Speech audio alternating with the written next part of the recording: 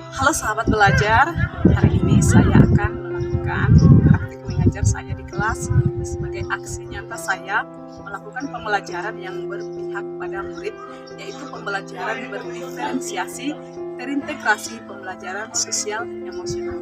Selamat menyaksikan.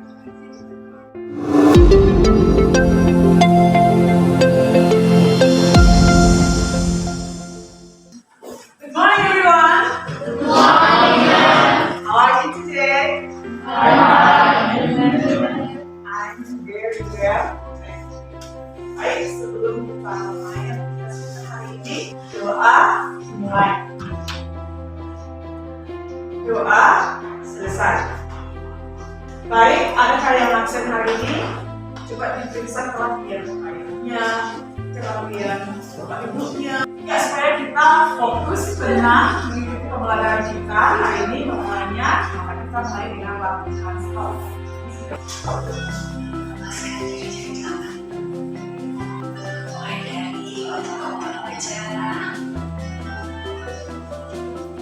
Jadi kita lanjut ya.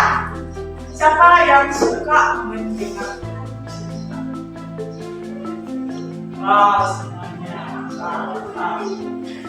Siapa yang suka cerita ya? Jenis-jenisnya. Cerita rakyat juga apa coba? Legenda sekali. Legenda. Terus?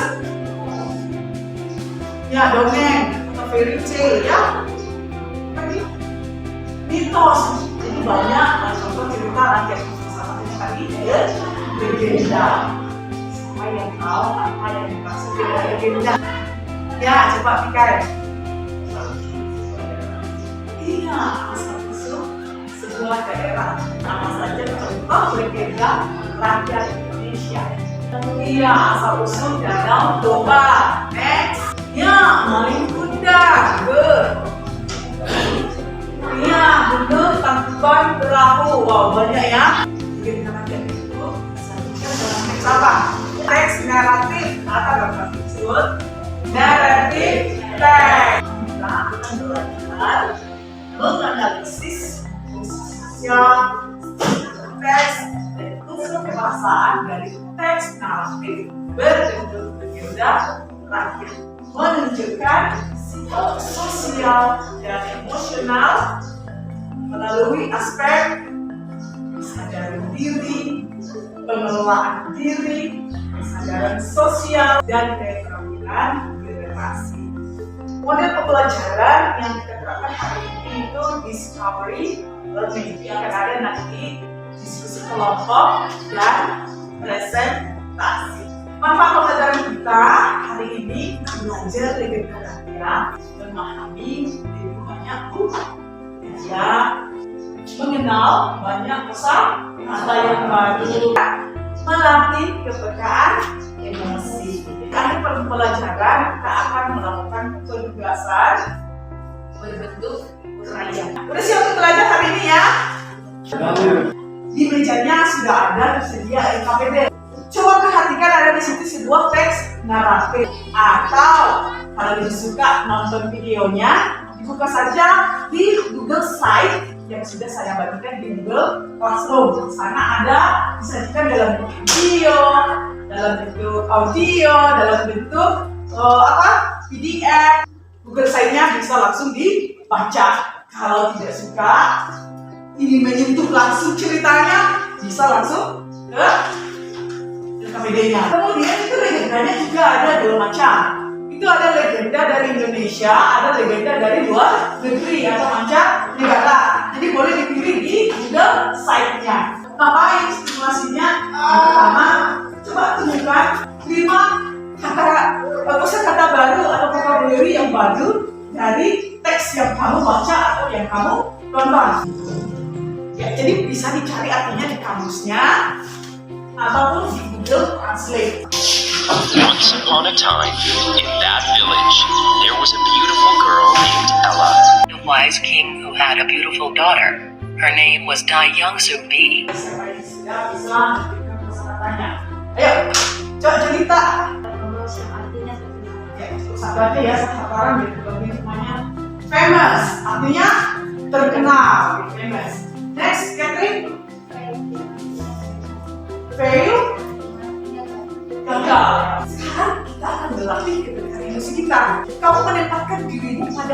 si tokoh cerita itu tentang bagaimana perasaannya. Siapa yang sudah bisa menunjukkan bagaimana perasaannya, memposisikan dirinya berada dalam situasi tokoh dalam cerita itu. Ya, Saya menemukan diri saya sebagai ibu yang berpundang. Jika saya di posisinya ibu berpundang, saya merasa sedih dan marah ketika berpundang tidak menganggap saya sebagai ibunya. oke, good job, Rami. Oke, silakan kasih. Saya menempatkan diri sebagai ibu dan tidak menganggap yang merasa sedih. Saya akan merasa sedih, kesal, marah atas kehilangan dan kematian seorang ayah yang oleh seseorang yang sangat menyukainya. Jadi saya sendiri tidak akan berpikir dengannya apabila dia sudah membunuh dan melakukan kesalahan. Oke, bagus sekali. Saya akan lanjut ke rumusan masalah. Di sana sudah ada data-data pertanyaan yang bisa membantu kamu untuk menentukan apa saja yang sudah kamu ketahui dalam teks, apa saja yang belum, dan apa yang ingin kamu ketahui. Have you ever learned about narrative text? Yes. Do you know what a narrative text is? No. Can you analyze the social function of narrative text? No. Can you analyze the generic structure of narrative text? No. Can you analyze the language features of narrative text? No. What do you want to learn about narrative text? Yeah, the social function of narrative text. Lagi, the generic structure of narrative text. Lagi, the language features of narrative text. The definition of narrative text. Apa masalah yang akan kita bicarakan selama pembelajaran 3 jam pembelajaran ini? Oke, siapa yang bisa menyebutkannya?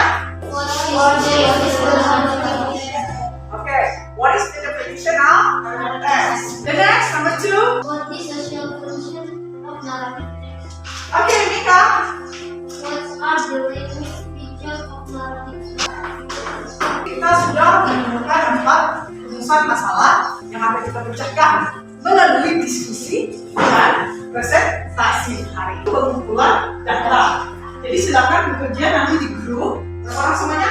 15. Dan 15 orang yang hadir berarti bisa kita bagi dalam 3 kelompok, masing-masing 5 anggota. Kita baca kembali teks naratif atau legenda rakyat yang kita sukai tadi. Boleh kita ambil dari buku teks, dari KPD, dari Google Site, ataupun dari situs internet lainnya. Ya, jadi bisa kamu pilih yang mana kamu sukai dengan kesepakatan kelompok. Cara mengumpulkan data di situ sudah ada banyak pertanyaan, ada sampai berapa ya? Ada 5 ya. Inilah yang membantu kamu untuk mengumpulkan data. Silakan bergerak ke kelompoknya masing-masing.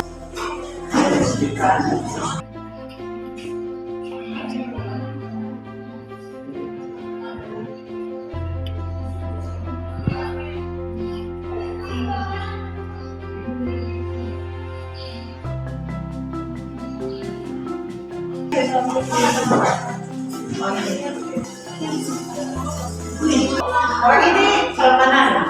Oh, paling undang kalian. Sekarang kita akan mengolah datanya.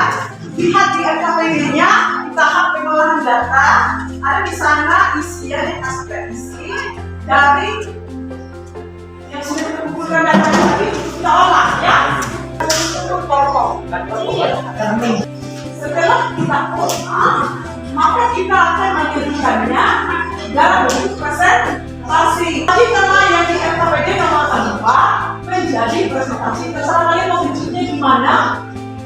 Apakah bentuknya seperti infografis? Apakah bentuknya seperti tabel?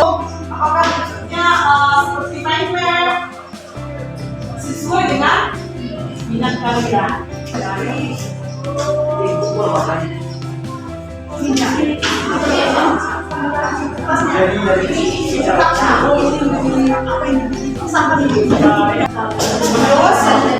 Pada saat kelompok menyajikan hasil diskusinya, semua harus terlibat aktif memberikan masukan, tanggapan atau pertanyaan dan baik dengan orang lain. Mendengarkan orang lain saat berbicara.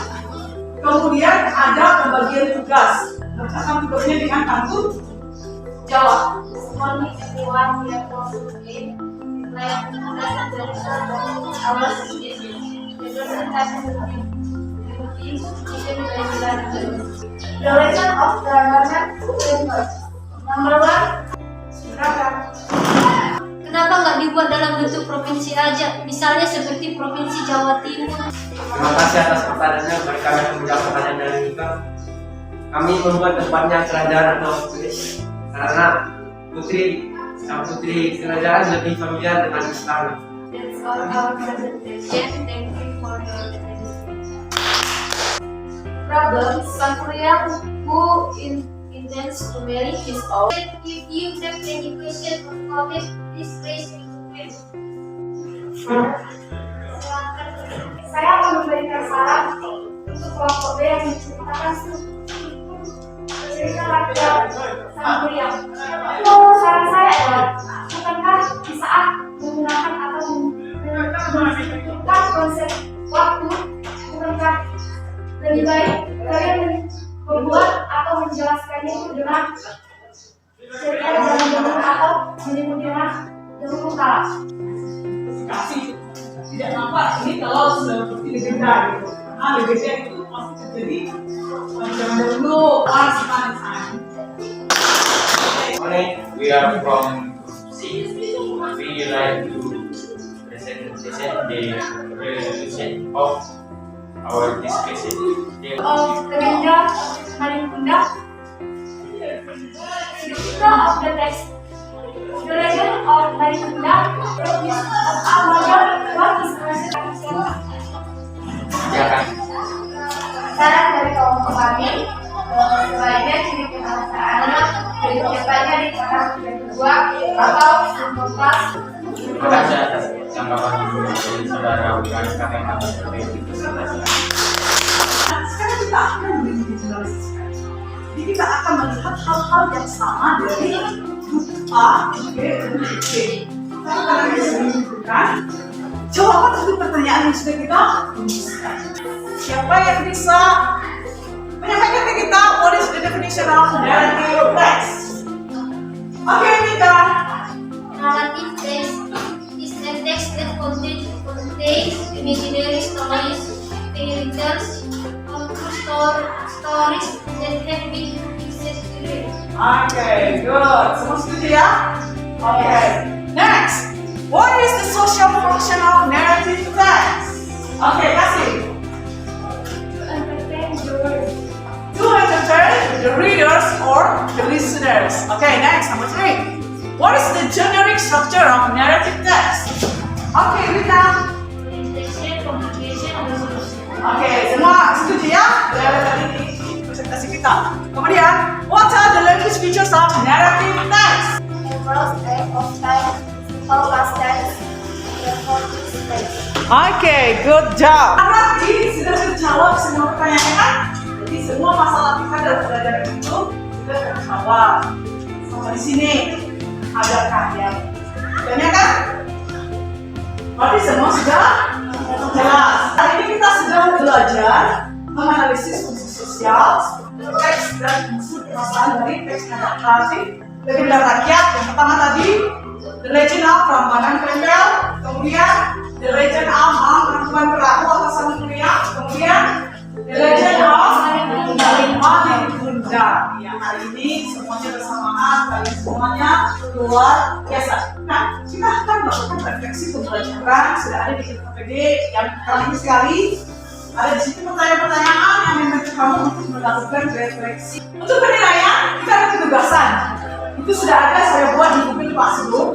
Ada sana penugasan, ada sana nanti tes uraian. Kamu disuruh menganalisis fungsi sosial struktur teks dan dikeluarkan dari sebuah teks naratif. Itu dikerjakan besok. Sebab kalian belajar di rumah besok ya. Belajar dari dikumpulkan berarti hari Selasa. Ya kan? Kalau ada pertanyaan mengenai tugasnya, jangan ragu menghubungi saya melalui Google Chat ataupun WA. Pertemuan selanjutnya kita belajar menjadikan teks naratif kayak tulis dan lisan. Untuk pembelajaran kita akhiri dengan doa menurut agama dan kita masing-masing. Doa dimulai. Doa selesai. Yang saya rasakan pada saat pembelajaran sekarang itu adalah saya lebih senang dan saya lebih mengerti, paham, karena struktur pembelajarannya lebih ke praktek atau lebih ke kelompok dan dapat bekerja sama dengan teman kelompok. Dan yang diperbaiki adalah dari saya yang belum mengerti mengenai naratif teks. Di sini saya dapat belajar dan mulai dari menjelaskan cerita tersebut dan menerapkan strukturnya.